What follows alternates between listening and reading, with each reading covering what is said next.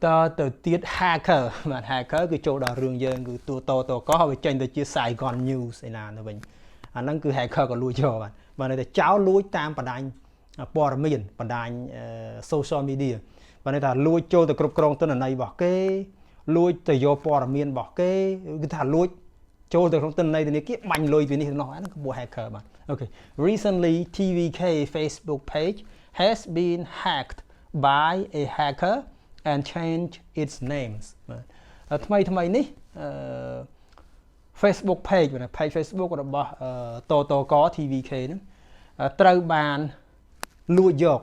hacked ត្រូវបានលួចយកដោយចៅម្នាក់ចៅលួចតាមប្រព័ន្ធអ៊ីនធឺណិតម្នាក់ហើយបានបដូរតែឌីផងល្អឈ្មោះរបស់វា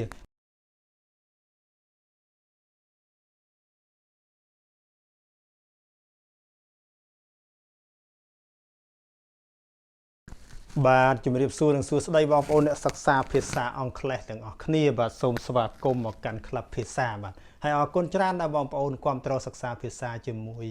ក្លឹបភាសារបស់យើងបាទអូខេពីក្លឹបភាសានៅថ្ងៃនេះបាទយើងបន្តការសិក្សាមេរៀនពាក្យបន្តទៅទៀតក៏ប៉ុន្តែពាក្យដែលយើងសិក្សាគឺពាក្យថាចៅបាទអូខេពាក្យអង់គ្លេសអំពីចៅតាមពិតយើងនិយាយខ្មែរមានតែមួយម៉ាត់ទេគឺចៅក៏ប៉ុន្តែនៅពេលដែលនិយាយភាសាអង់គ្លេសអាចមានពាក្យច្រើនដែលយើងត្រូវរៀនគ្រាន់តែពាក្យថាចៅមួយម៉ាត់ក៏ប៉ុន្តែទិសដៅនៃចៅផ្សេងគ្នាខ្មែរយើងមានពាក្យតែមួយតែភាសាអង់គ្លេសគេមានពាក្យច្រើនបាទអូខេឧទាហរណ៍ពាក្យដែលខ្ញុំយកមកគឺ thief ហើយនិង hacker thief ធម្មតាប្រែចៅទូទៅ hacker ជាប្រភេទចៅដែរក៏ប៉ុន្តែពួកគាត់លួចទិន្នន័យលួចគ្រប់គ្រងនៅប្រព័ន្ធព័ត៌មានរបស់គេអីចឹងទៅមូលហេតុដែលលើក hacker នឹងមកគឺដូចបងប្អូនជ្រាបហើយមួយថ្ងៃពីរថ្ងៃនេះគឺបណ្ដាញព័ត៌មានថ្នាក់ជាតិរបស់យើងមួយបាទគឺ page Facebook របស់ទូរទស្សន៍ជាតិកម្ពុជាដែលយើងហៅកាត់ថាតកឬក៏ភាសាអង់គ្លេសដែលយើងប្រើហ្នឹងគឺ TVK បាទ TVK ឬក៏តកហ្នឹងត្រូវជនអនាមិកបើន័យថាជនមិនស្គាល់មុខមិនស្គាល់ឈ្មោះម្នាក់គាត់លួចយកទៅគ្រប់គ្រងហើយគាត់ដូរឈ្មោះដូរអីចឹងទៅអាហ្នឹងគឺដោយសារតែមានរឿងចៅនឹងកើតឡើងអញ្ចឹងខ្ញុំយកពាក្យចៅនឹងមករៀបជាមេរៀនឲ្យបងប្អូនសិក្សាថាចៅក្នុងភាសាអង់គ្លេសគេថាម៉េចខ្លះចៅមានច្រើនខ្មែរយើងមានតាំងពីចៅលួចចិត្តទៀតចៅលួចចិត្តនឹងថាម៉េចទេបងប្អូនតាមដានសិក្សាដល់ចប់ប្រហែលជាចេះពាក្យហ្នឹងបាទអូខេបន្តទៅបាទទី1បាទគឺ thief អានថា thief ប្រែចៅអាហ្នឹងគឺទូទៅតែម្ដង thief បាទចៅទូទៅឧទាហរណ៍ they both had been accused as thieves in a theft but finally no one was found guilty as a thief ខ្ញុំ highlight ពាក្យច្រើន thieves theft ហើយនិង thief នៅក្នុងភាសាអង់គ្លេសយើងអាចរៀនពាក្យអញ្ចឹងអានេះ thief ពាក្យដើមប្រែតែចៅម្នាក់មកពេលចៅច្រើនគឺ thieves ពហុវចនៈបាទនេះហើយអំពើចោរកម្មគេហៅថា theft បាទ theft ក្នុងភាសាអង់គ្លេសអញ្ចឹងឧទាហរណ៍នេះយើងប្រែថា they both had been accused as thieves in a theft ពួកគេទាំងពីរនាក់ត្រូវបានចោទប្រកាន់ជាចៅនៅក្នុងអំពើចោរកម្មមួយមនុស្សពីរនាក់ត្រូវបានគេចោទប្រកាន់នៅក្នុងអំពើចោរកម្មមួយ but finally ប៉ុន្តែនៅទីបំផុត no one was found guilty as a thief គ្មាននរណាម្នាក់ត្រូវបានរកឃើញកំហុស found guilty រកឃើញថាមានកំហុស as a thief ជាចោរទេបានន័យថាគេចាប់ច្រឡំពីរនាក់ហ្នឹងគេចាប់ច្រឡំអូខេនឹងឧទាហរណ៍ល្អបងប្អូនរៀនមានពាក្យច្រើនមកបង្កើតផ្សេងតទៅនឹងពាក្យ thief អញ្ចឹងបងប្អូនរៀនពាក្យហើយយកទៅបង្កើតបន្ថែមខ្លួនឯងផងដើម្បីឲ្យរីកចំណេះដឹងបាទអូខេទី1ពាក្យ thief ចោលទូទៅអូខេទី2គឺ burglar and burglar ចោលនេះគឺចោលកោះផ្ទះអាហ្នឹងកោះលួចអីវ៉ាន់ពេលម្ចាស់គេដេកលក់ឬក៏អីដោយមិត្តភក្តិខ្ញុំនៅខាងសយ៉ង់កោះគេម្នាក់ហ្នឹងគាត់លក់ទូរស័ព្ទជប់ឡើងគេលក់ចោលកោះផ្ទះលួចទូរស័ព្ទអស់លេងគាត់ធ្លាប់មានអញ្ចឹងបាទអាហ្នឹងគឺ burglar ចោលកោះផ្ទះអញ្ចឹងឧទាហរណ៍ burglars broke into their house last night and stole all of their money បាទចោល បាន broke into នឹងបានតែកោះចូលទៅក្នុងផ្ទះបានទម្លាយចូលទៅក្នុងផ្ទះរបស់ពួកគាត់កាលពីយប់មិញហើយបានលួច all of their money លុយរបស់ពួកគាត់ទាំងអស់អត់លួចយកអីទេរបស់ស្រាលគឺលុយបាទអូខេ burglars ចោរពាក្យទី2បាទអាហ្នឹងក៏យើងធ្លាប់ឃើញទូទៅច្រើនបាទផ្សេងគេមានរឿងទៅចោរកោះផ្ទះអីអូខេទី3គឺ looter ហ្នឹងគឺចោរដែរស្តៀងទៅនឹង burglar ដែរក៏ប៉ុន្តែពួកនេះភាគច្រើនកោះផ្ទះផងជួនកាត់កោះលួចទំនិញសំខាន់នៅតាមហាងតែមិនមែនជាការយកអាវុធទៅភ្ជង់យកទ្រព្យសម្បត្តិហ្នឹងទេគឺកោះនៅពេលស្ងាត់អូខេឧទាហរណ៍ the looters took valuables from 4 locked houses ថាពួកចោរហ្នឹងបានយករបស់មានតម្លៃពីផ្ទះ4ខ្នងដែលគេចាក់សោជាប់ locked ចាក់សោជាប់ហើយម្ចាស់ទៅដើរលេងអស់អានេះកោះបានទាំង4ខ្នងលួចយករបស់មានតម្លៃអស់លេង valuables យកអស់លេងអូខេ looters ក៏ចោរដែរស្តៀងគ្នាទៅនឹង burglar ក៏ថាវាអាចមានទម្រង់ឬក៏ថាលួចប្លន់ច្រើនជាង burglar បន្តិចប៉ុណ្ណឹងបាទអូខេបានន័យថាវាមិនមែនប្លន់ទៅលុយទៅកាយូកាវាមានឡានដឹកពួក looter ហ្នឹងបាទអូខេបន្តទៅទៀតបាទគឺ robber បាទ robber ហ្នឹងគឺចោរប្លន់មានអាវុធទៅភ្ជង់ហើយគំរាមយករបស់របរបាទអូខេចោរប្លន់អូខេឧទាហរណ៍ in that robbery the robbers shot a policeman before making their getaway បាទtheir getaway បាទអូខេ robber ចោរ robbery ចោរកម្មប្លន់បាទនៅក្នុងចោរកម្មប្លន់ហ្នឹងនៅក្នុងការប្លន់ហ្នឹងពួកចោរប្លន់បានបាញ់ប៉ូលីសម្នាក់បាទ shot police បាញ់ប៉ូលីសម្នាក់ដួលទៅមុនពេលដែលពួកគេ making their getaway មុនពេលដែលពួកគេរកវិធីគេចខ្លួនបានមុនពេលពួកគេរត់គេចខ្លួនបាញ់ប៉ូលីសម្នាក់អូខេអញ្ចឹង robber ចោរប្លន់ robbery ករណីចោរកម្មប្លន់បាទអូខេបន្តទៅទៀតគឺពាក្យ pickpocket បាទ pickpocket គឺចោរឆក់ពិសេសជាងគេឆក់កាបូបឆក់ទូរស័ព្ទដៃបាទ pickpocket បាទ pickpocket គេនិយាយអញ្ចឹង pickpocket បានន័យថាចោរឆក់ឧទាហរណ៍ if someone shout out loud at another guy as a pickpocket people will beat that person to death ថាបើសិនបាននរណាម្នាក់ស្រែកឡើងខ្លាំងដាក់មនុស្សម្នាក់ទៀតថាជាចោរឆក់មនុស្សម្នានឹងវាយមនុស្សនោះតតែស្លាប់ beat to death beat that person to death វាយមនុស្សដល់ស្លាប់អាហ្នឹងជារឿង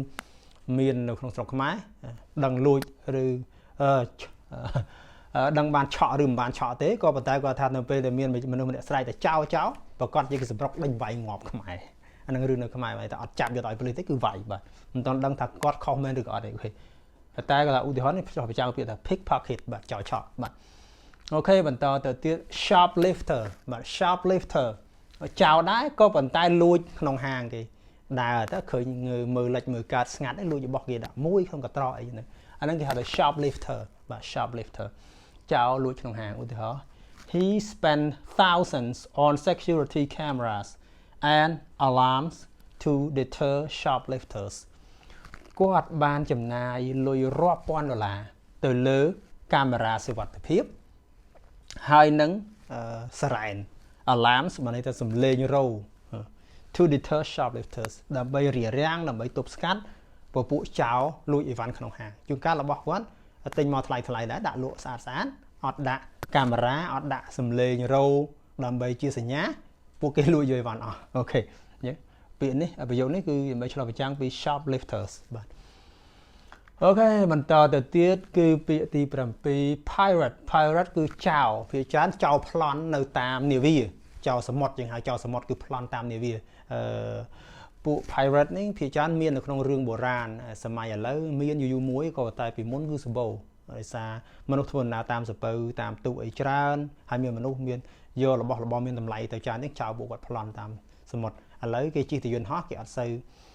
ជិះតាមសមុទ្រអញ្ចឹងអត់សូវប្លន់ដែរបាទអញ្ចឹងពួក pirate អត់សូវមានការងារធ្វើបាទហ្នឹងគេហៅថា pirate បាទអូខេឧទាហរណ៍មក the pirates took control on the ship and demanded valuables from all passengers បាទពួកចៅសមុទ្រ took control on the ship បានន័យថាកាន់កាប់នាវាបាន ហើយបានទៀមទាយករបស់មានតម្លៃ from all passengers ពីមនុស្សអ្នកធ្វើដំណើរទាំងអស់បងប្អូនធ្លាប់មើលរឿងចិនរឿងអ្នកប្រមាញ់ទីក្រុងគឺក្រុមពួក pirates ពួកចៅសមុទ្រគាត់មានប្រព័ន្ធបណ្ដាញគាត់គ្នាច្រើនណាគាត់នៅលើសពៅនៅលើទូកនាវាហ្នឹងគាត់ដើរលេងដែរដល់ពេលទៅដល់ពាក់កណ្ដាលគាត់ចាប់ពួក crew ពួកpilot របស់នាវាហ្នឹងអស់ហើយគាត់គម្រាមអ្នកជិះហ្នឹងឲ្យយករបស់មានតម្លៃឲ្យគាត់បាទអូខេ pirates គឺចៅសមុទ្របន្តទៅទៀតគឺ hijacker បាទ hijacker ហ្នឹងគឺចៅប្លន់តាមយន្តហោះភាសាអង់គ្លេសមានពាក្យប្លែកចៅប្លន់តាមយន្តហោះគេហៅ hijacker ឧទាហរណ៍មក airplane passengers tried to overpower the hijackers បាទ airplane passenger បាទថាអ្នកដំណើរតាម sorry airline passenger អ្នកដំណើរតាមយន្តហោះតាមជើងយន្តហោះហ្នឹងព្យាយាមដើម្បី overpower បានន័យថាមានអំណាចទៅលើគឺយកឈ្នះព្យាយាមរកវិធីដើម្បីគ្រប់គ្រងពួកចៅនឹងវិញធូរមកចាប់ពួកចៅនឹងបានវាសាច់ចៅនឹងវាមានគ្នាច្រើនម្នាក់ពីរនាក់អញ្ចឹងទៅអញ្ចឹងពួកអ្នកជិះហ្នឹងគាត់មានវិធីសាស្ត្ររបស់គាត់ដើម្បីចាប់អូខេ hijackers ចាប់ពួក hijacker ចាប់ចៅប្លន់តាមយន្តហោះហ្នឹងបាទអូខេបន្តទៅទៀតគឺ bandit បាទ bandit ហ្នឹងចៅដែរខ្មែរយើងហៅថាចៅអំបុកចៅអំបែងអានេះលួចតិចតួចយ៉ាងណាខ្មែរយើងចៅលួចមន់ហ្នឹងអាហ្នឹងប្រភេទចៅអំបុកចៅអំបែងអូខេតែពីច្រើនពួកហ្នឹងលួចឬក៏ថាប្លន់ក៏ដោយក៏ប៉ុន្តែគាត់ថាធ្វើទៅនៅកន្លែងស្ងាត់អត់ហ៊ានចេញមុខចេញមាត់ជាក្រុមចៅអីធំដុំទេឧទាហរណ៍ bandits attack the travelers just outside of town ពួក bandit ពួកចៅអំបុកចៅអំបែងហ្នឹងវាវាយប្រហារទៅលើអ្នកធ្វើដំណើរទោះតែពេលណាដែលពួកគេនៅក្រៅក្រុងនៅក្នុងក្រុងមានបលិសមិនចាស់ហ៊ានកន្លែងណាស្ងាត់អត់ហ៊ានអាចថាលួចឬក៏ប្លន់អញ្ចឹងទៅហ្នឹងគឺពួក bandits បាទចៅអំបុកចៅអំបែងហ្នឹងអាចតែចៅលួចមន់ក៏បានដែរណា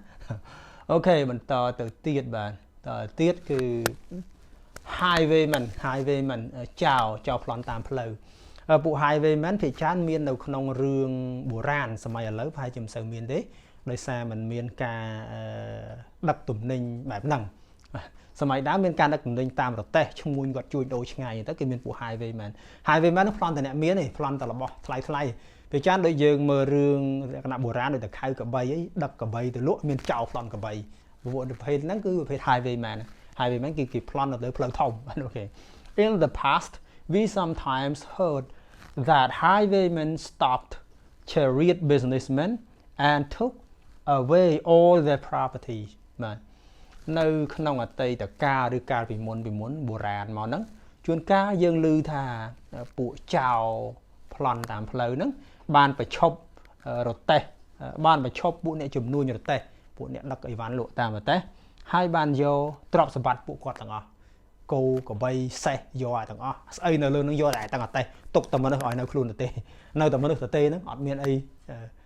ទៅស្រុកវិញទេទៅស្រុកវិញដៃទៅទេនិយាយថារស់ស៊ីជួញជំនួញអីអត់បានអីទេទ្រព្យសម្បត្តិគឺគេយកអស់អត់ទេគោក៏យកអត់ដើរទៅទេវិញទៅទេជួបចៅអញ្ចឹងបាទអូខេ highwayman បាទអូខេបន្តទៅទៀតគឺ rustler បាទ rustler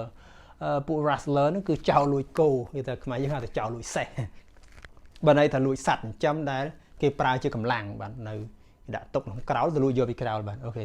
Some rustler had made off with half of their horses during the night បាទពួកចៅលួចសេះចៅលួចគោនឹងមួយចំនួនហ្នឹង had made off with half of their horses បានទៅលួចយកគោរបស់ពួកគេអស់ពាក់កណ្ដាលសេះរបស់ពួកគេអស់ពាក់កណ្ដាល during the night ក្នុងអំឡុងពេលយប់ឡើងម្ចាស់ដីលក់អស់បើក្រោយយកបានពាក់កណ្ដាលសល់ពាក់កណ្ដាលតែដេញទៅអត់អស់បាទអូខេ rustlers បាទ